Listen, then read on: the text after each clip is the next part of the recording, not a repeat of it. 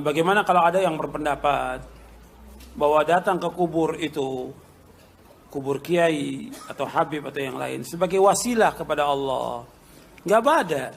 Kalau itu sebagai wasilah, mesti yang pantas menjadi wasilah pertama kali siapa? Kubur siapa? Kubur Nabi Muhammad SAW. Yang kedua kubur siapa? Para sahabat. Nggak ada para sahabat datang ke kubur Nabi untuk wasilah kepada Allah. Nggak ada. Allah menyuruh kita untuk berdoa atau meminta pakai wasilah atau langsung? Langsung. Allah berfirman berkaitan dengan doa dalam surah Ghafir ayat 60, wa qala rabbukum ud'uni astajib lakum. Hendaklah kalian semua berdoa kepadaku, aku akan kabulkan langsung tanpa perantara. Allah itu dekat atau jauh? Dekat. Wa idza sa'alaka ibadi anni fa inni qarib, kata Allah. Seandainya hamba-hambaku bertanya kepadamu Muhammad tentang aku, katakan aku dekat. Allah dekat. Allah mendengar semua permintaan kita. Nggak perlu pakai perantara. Jangan disamakan Allah dengan makhluk, nggak boleh.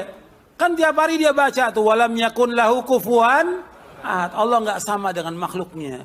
Allah nggak sebanding dengan makhluknya. Allah nggak setara dengan makhluknya. Allah juga berfirman, laisa kamitslihi syai'un wa huwas samiul basir. Allah nggak sama dengan makhluknya. Nggak sama.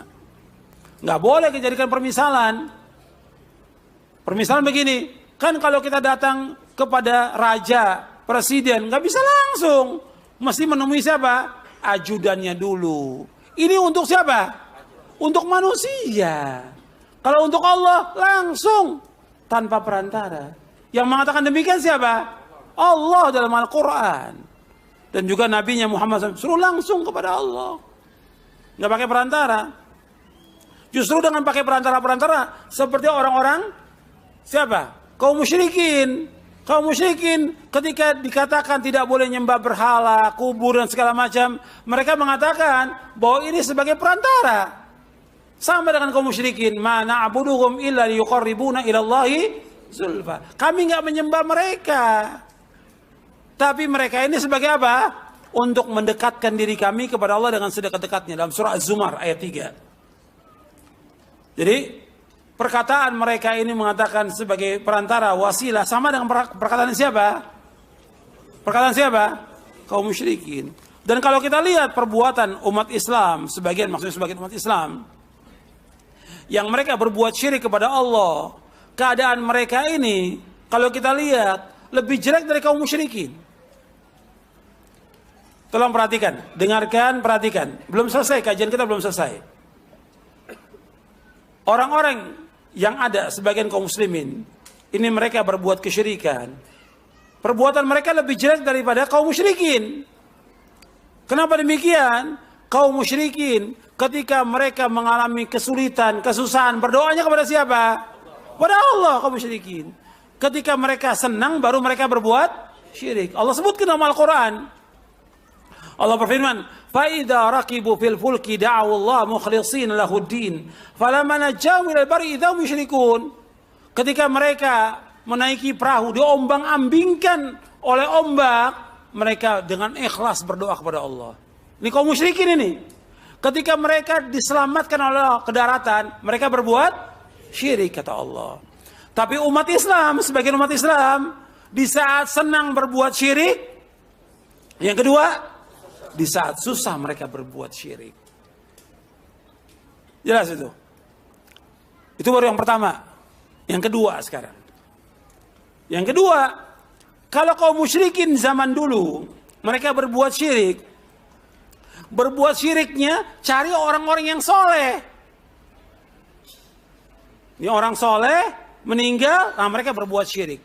Menyekutukan Allah dengan orang-orang soleh ini. Kalau sekarang sebagian umat Islam, bagaimana dia datang? Ke kuburan para penjahat, perusak agama, bahkan di antara mereka nggak sholat sama sekali. Kan orang kalau sudah belajar torekot, kalau sudah sampai hakikat ma'rifat, sholat nggak dia?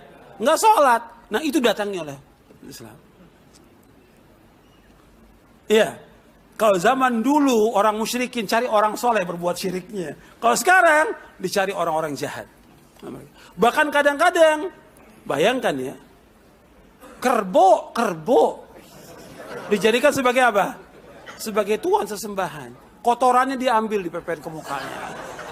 Yang dibilang kiai selamat. Terjadi nggak tuh? Terjadi di Indonesia. Belum lagi yang lain. Contohnya udah banyak deh, puluhan di Indonesia ini. Bukan ratusan. Nasallallahu alaihi wasallam. Allahumma nasallallahu alaihi wasallam. Ada satu riwayat menyebutkan bahwa umatku adalah umat yang dirahmati. Tidak ada azab bagi mereka di akhirat. Di dunia berupa fitnah, musibah dan yang lainnya. Ini bagaimana? Ini bagi orang-orang yang soleh, bagi orang-orang yang taat.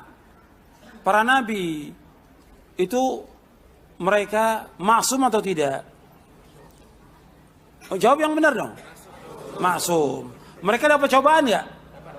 Dapat cobaan dan ujian. Nabi-nabi. Tapi di akhirat jelas tempatnya di surga. Orang-orang yang soleh juga demikian. Orang soleh. Ini kalau Nabi maksum. Kalau orang soleh nggak maksum. Tapi dapat cobaan nggak ujian mereka? Dapat. Kemudian mereka nggak diadab. Tapi umat Islam yang umum mereka berbuat maksiat tidak? Banyak berbuat maksiat.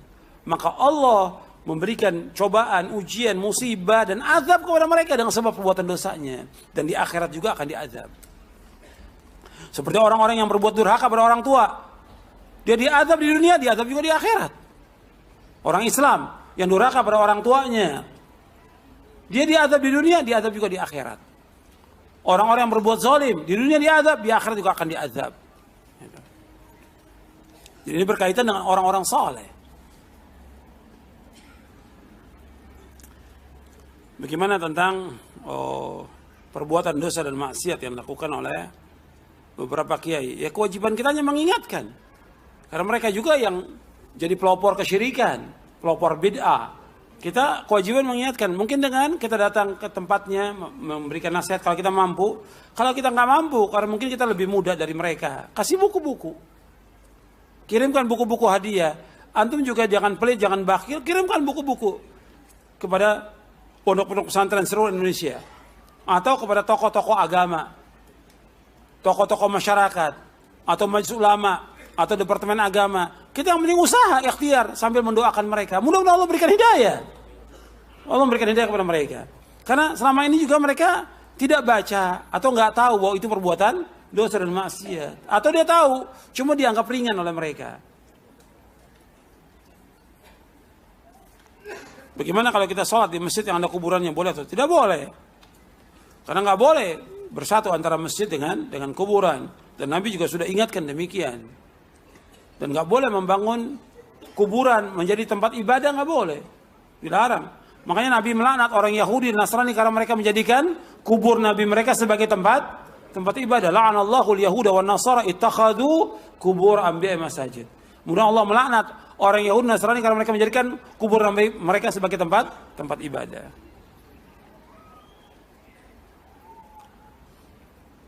Apakah rokok itu haram dan maksiat? Ya rokok haram.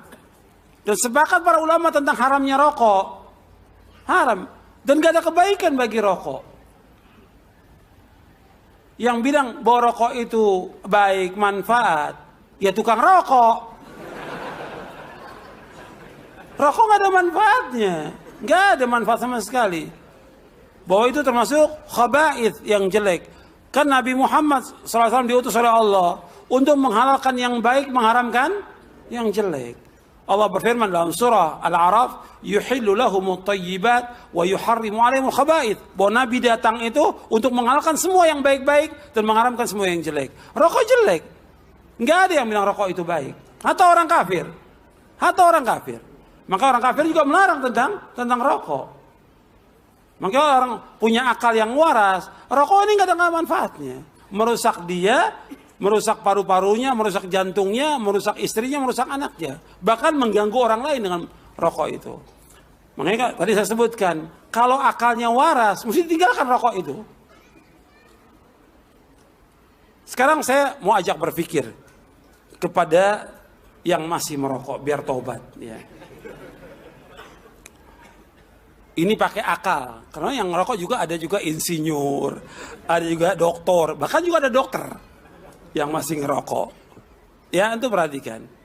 Sekarang kalau umpamanya ada uang 5.000 atau 10.000, kita bakar uang 5.000 atau 10.000. Orang bilang apa? 5.000, kan nggak ada masalah, uang 5.000 dibakar. Dibilang apa? Gila. Apalagi 50.000. Sekarang orang yang bakar rokok, dibakar kan itu rokok? Udah dibakar, dihisap oleh dia. Waras nggak tuh? Saya mau ngajak berpikir ini. Orang bakar duit, mesti orang bilang semua, wah itu orang gila ya bakar duit. Kok orang yang bakar rokok nggak dibilang gila?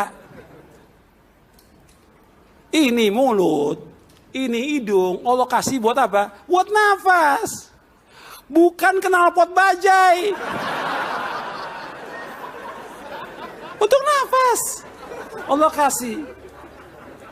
Bukan knalpot, kita terus saja. Ini akalnya di mana? Padahal yang kita lihat juga banyak orang-orang miskin yang dia mestinya memberikan nafkah buat istri, buat anaknya. Kemudian rokok ini mubazir atau tidak? Mubazir. Kalau mubazir temannya siapa? Setan, Allah sebutkan dalam Al-Quran. Innal mubadzirina kanu ikhwana syayatin. Wa kana syaitanu li rabbih kafura. Allah sebut dalam surah Al-Isra. Makanya coba akalnya waras. Kalau masih ada ustadz yang ngerokok, ini nggak waras. Ini ustadz. Jangan kasih ngajar, ustadz itu jangan kasih ngajar. Jangan kasih ngajar. Ya. Ini nggak waras, rokok diisep. Ini juga perhatikan juga nih ibu-ibu perhatikan. Kalau suaminya ngerokok, berarti kan mulutnya itu jadi asbak. Kalau si istri cium, berarti cium apa? Cium asbak. Ini untuk ajak berpikir.